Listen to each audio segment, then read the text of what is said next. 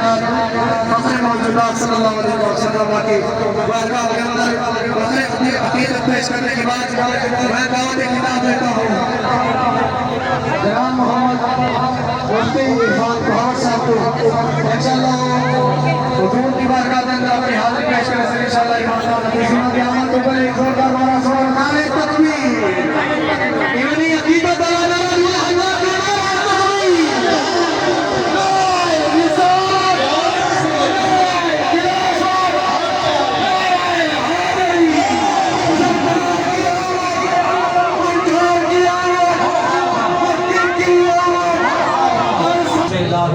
ادھر ہی کھڑے رہو چھاؤں میں ادھر چھاؤں ہے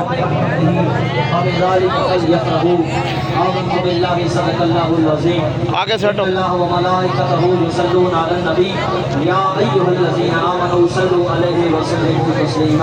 الصلاۃ والسلام علیکہ یا سیدی یا رسول اللہ وعلی آلہ اپنے پیاروں کا ذکر کرتا ہے ہم اس کے محبوب کے غلام ہو کر کیوں نہ اپنے آقا کا ذکر کریں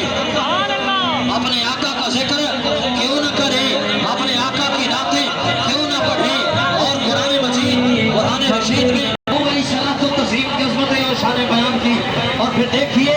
ہم اس محبوب علیہ الصلوۃ والتسلیم کے غلام ہیں اس محبوب کے امتی ہیں ہم کوئی حادثاتی طور پہ نبی کے امتی نہیں بن گئے بس پیدا ہوئے اور امت میں شامل ہو گئے یاد رکھیے اللہ نے پوری انسانیت میں نبی کے سنا رسولوں کو سنا